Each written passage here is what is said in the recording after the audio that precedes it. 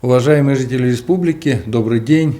Продолжаю информировать вас о ситуации, что касается эпидемиологии. Сегодня в республике лабораторно подтверждены 3173 случая заболевания коронавирусом. Прирост за минувшие сутки 65 человек. Под медицинским наблюдением находится 2343 человека. Выздоровело 1501 человек. И у нас сегодня рекорд, мы выздоровели 142 человека за сутки, то есть больше, чем заболели. Сегодня я провел заседание Республиканского оперативного штаба по коронавирусу, проанализировали ситуацию, было очень бурное обсуждение, и несмотря на то, что было принято решение о продлении режима ограничений в республике по 14 июля, мы ввели ряд послабляющих мер, о которых я вам сейчас расскажу. Первое. Мы обсудили возможность возобновления работы организаций общественного питания при условии строгого соблюдения всех санитарно-эпидемиологических норм. Кроме того, планируем открыть детские трудовые лагеря для школьников и возобновить профессиональное переобучение безработных.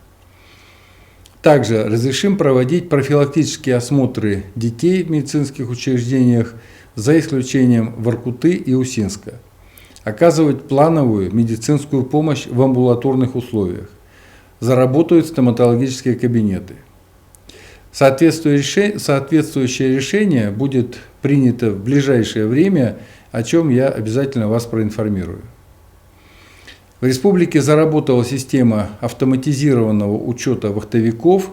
Электронный реестр поможет автоматизировать учет лиц, приезжающих в республику на работу. В нем будет содержаться информация о том, сколько вахтовиков заехало на территорию Коми, где они проходят обсервацию, где они приступили к трудовой деятельности, сколько мест имеется в обсерваторе. И система поможет сформировать план проверок обсерваторов на соответствие заявленному количеству мест и перечню находящихся в нем лиц, а также соответствие обсерваторов требованиям санитарных норм. Сегодня День молодежи. У нас в республике прекрасная, яркая, талантливая молодежь, которая успевает не только успешно учиться, но и проявлять себя в самых разных сферах – спорте, творчестве, искусстве, волонтерстве, науке. Мы ценим ваше стремление и готовы поддержать вас в ваших начинаниях. И искренне радуемся вашим победам. Вот про победы. Например, учащиеся школы и средних профессиональных образовательных заведений республики стали победителями 4-го межрегионального конкурса сочинений «Я гражданин России». Я благодарю Нину Юрецкую, Марию Троханович из Ухты, Надежду Болдыреву и Екатерину Тимофееву из Воркуты, а также, конечно же, их педагогов за успешное участие в конкурсе.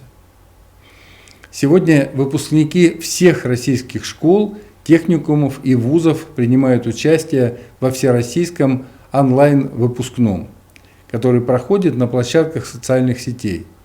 Очные мероприятия в этот день проходят только в тех регионах, которые вышли на 3-й этап снятия ограничений.